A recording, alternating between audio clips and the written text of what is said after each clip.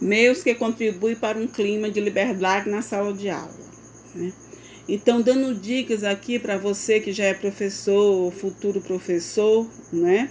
Trabalhar com seus alunos em sala de aula. Primeiro, o que a gente tem que fazer? Partir da realidade do aluno, né? Então, primeiro a gente tem que conhecer o nosso aluno. E a psicologia vai nos dar esse suporte, né? Fazendo esse diagnóstico. Quem são? De onde vieram? Né? Quais são os conhecimentos que eles já trazem, prévios? Quais são as condições físicas deles para a aprendizagem?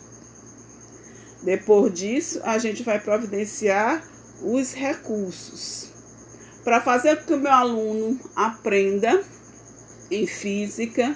O que é que eu tenho que fazer? O que é que eu tenho que utilizar? Aí já vou pensar em quê? Um planejamento. Então, meu planejamento tem que ser de acordo com a realidade da minha turma, de acordo com a sondagem que eu já fiz no início do semestre, do ano, da aula. Seria bom também trabalhar com contratos didáticos, né? Então, não usar o autoritarismo, né? Vamos ser mais democráticos. Então, vamos definir aí com a turma o que é que vai ser permitido, o que é que não vai ser permitido, o que é que pode, o que é que não pode. Trabalhar em grupos, né?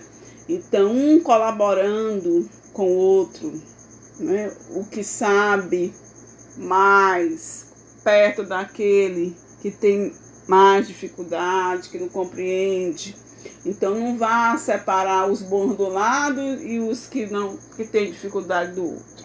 Mas sempre um ajudando o outro, colaborando com o outro. Orientar a pesquisa, lembrando que a física é uma ciência, né? Então já fazer com que os alunos tenham um gosto, motive os nossos alunos, os alunos de vocês, para ser pesquisadores e, quem sabe, futuros cientistas, né? Promover simulações, e isso em física é muito válido, né? Simular, observar, ou seja, se a escola não tiver um laboratório, você pode usar a sua criatividade, material de sucata, reciclagem, fazer simulações nesse aspecto, né? E sempre fazer a questão da autoavaliação, né? De você como docente, meus alunos, como é que se foram na avaliação? Todos responderam, todos tiveram uma média satisfatória.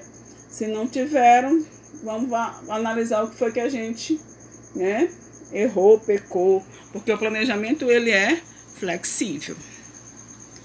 Influências dos aspectos emocionais, cognitivos e sociais para o processo de aprendizagem. O processo de aprendizagem pode ser definido como um modo como os seres adquirem novos conhecimentos, desenvolvem competências e mudam seu comportamento, sendo assim um processo complexo. Isso já está claro, né? A aprendizagem é um processo complexo. E a aprendizagem gera o quê? Mudança no nosso comportamento.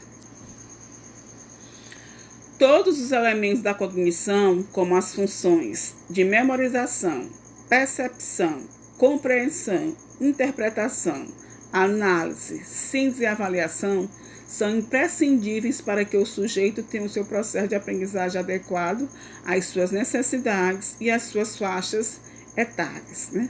Então, nossos alunos têm que passar por todos esses elementos aí, para que a aprendizagem aconteça de fato. Entretanto, em um processo de aprendizagem, além dos aspectos inerentes ao próprio aprendiz, o papel do mediador e os elementos ambientais, como o sistema de educação, contexto familiar, relações interpessoais, condições socioeconômicas, cultura e outros, são componentes que interferem direta ou indiretamente no desenvolvimento e desempenho alcançado pelo indivíduo.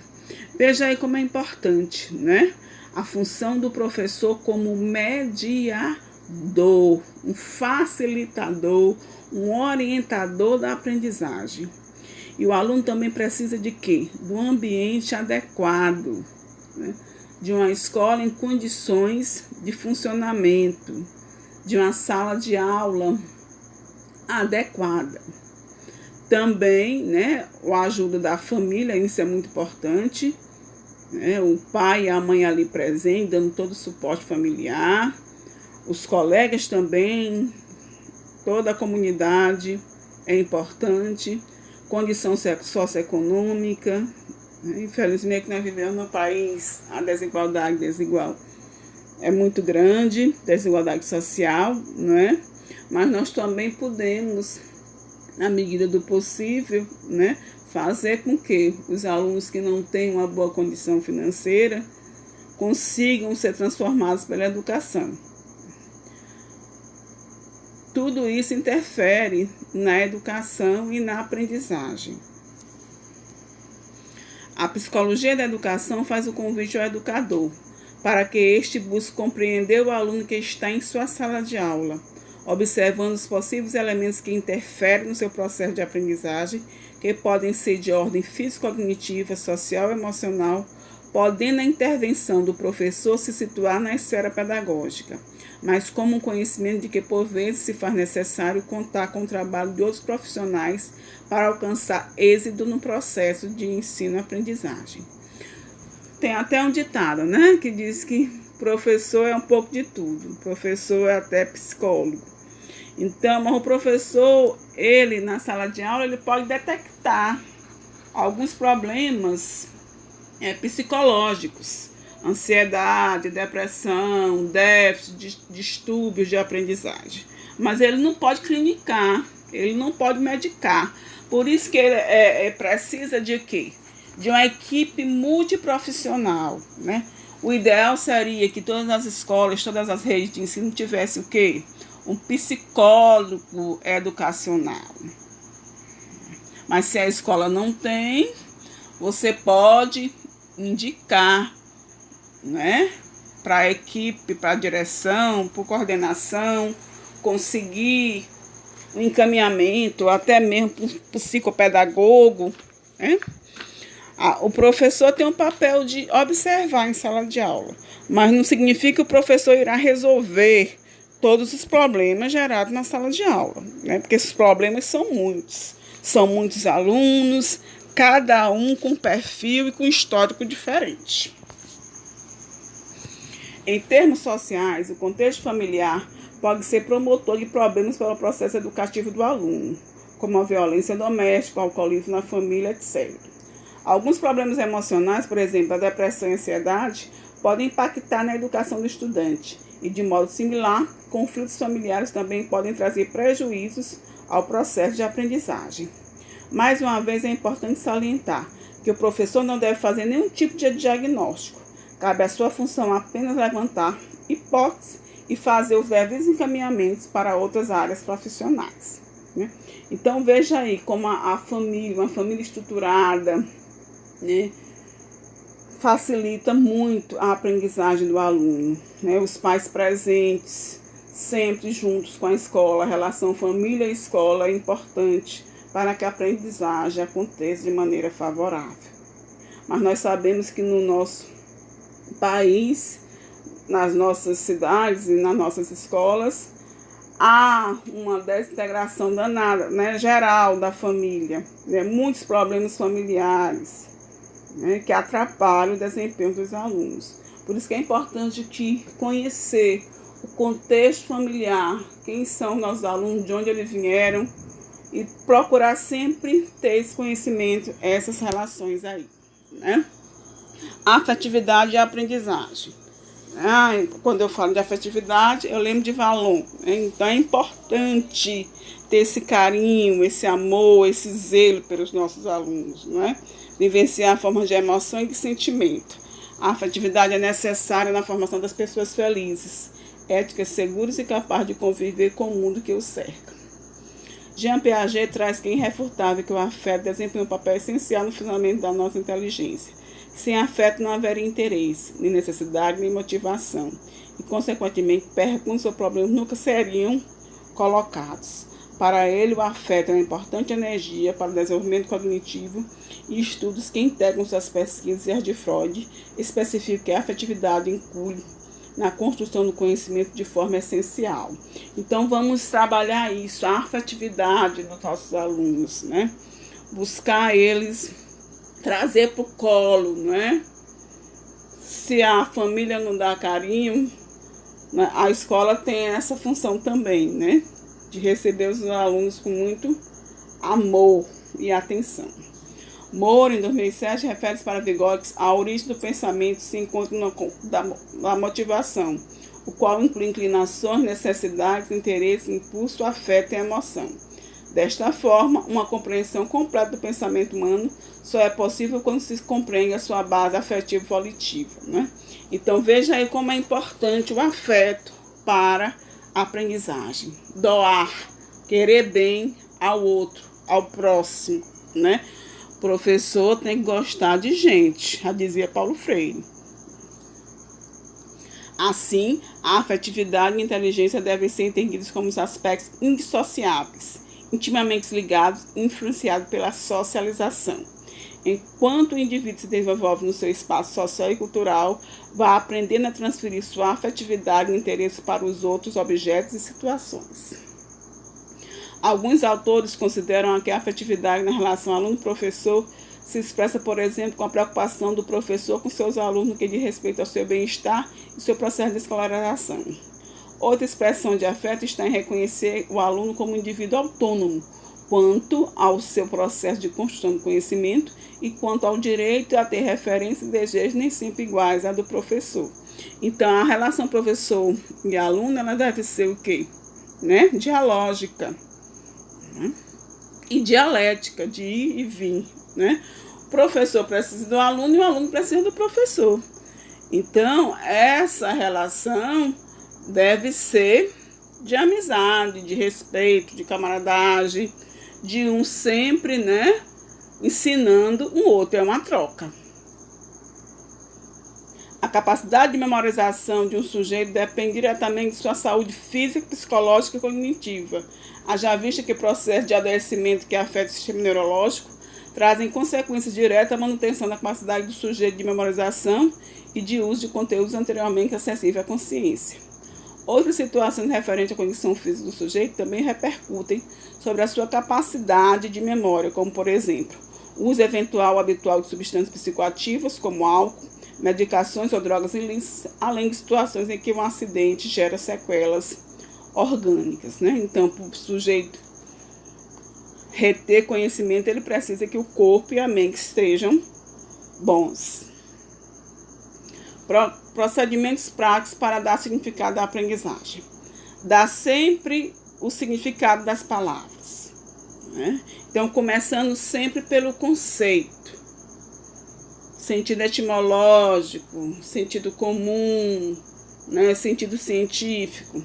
Relacionar a matéria nova com o que já foi estudado antes com que aqui vem a seguir, o que pode ser feito com uma revisão rápida da aula anterior e de um esboço dos tópicos seguintes. Sempre revisar uma aula anterior, né? Ver quais são os conhecimentos prévios que o aluno já traz para poder inserir outros conhecimentos.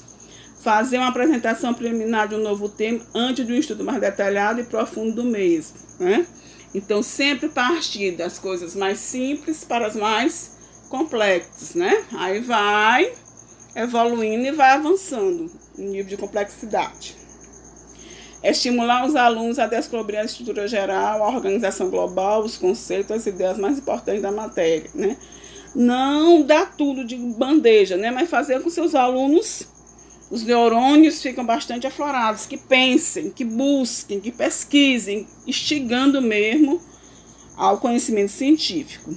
Ensinar os alunos como fazer, utilizar resumos de matéria. Então, registrar, né, no caderno, anotar, isso é importante. Resumir, incentivar os estudantes a formular os exemplos concretos de regras e princípios gerais. E isso na física, nas ciências da natureza tem muitos exemplos, né? Só observar ao nosso redor a realidade que está em volta, né?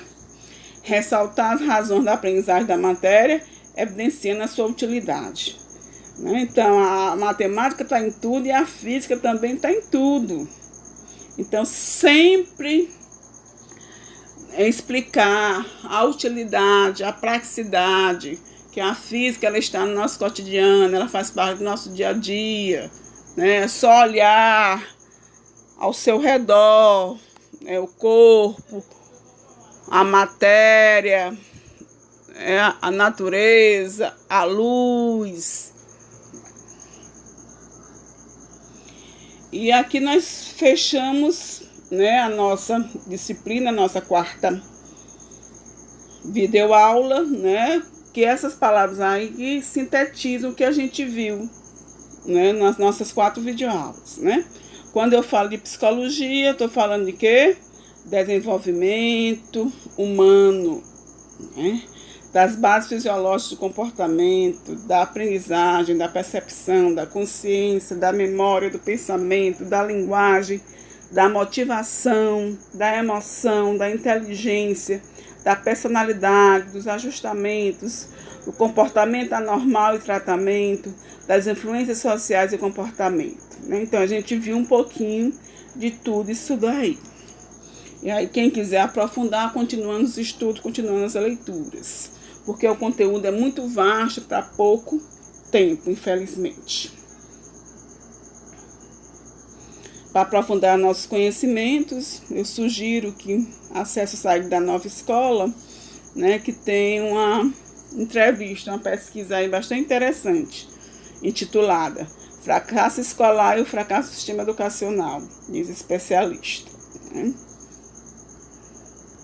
E aqui estão nossas referências que a gente trabalhou nesses slides da nossa videoaula 4 e a nossa última videoaula, né? O livro do professor Garcia, da Iris Goulart, do Macheste e do Smoker, né? Então, desejo a todos bons estudos. Em breve, nas últimas semanas, nós vamos fazer a nossa avaliação. Espero ter contribuído de alguma forma na sua formação. E de já, desculpe alguns equívocos, alguns contratempos, que isso é normal e natural. E que na próxima vez a gente sempre melhore, né? Então, tchau, felicidade e muita saúde.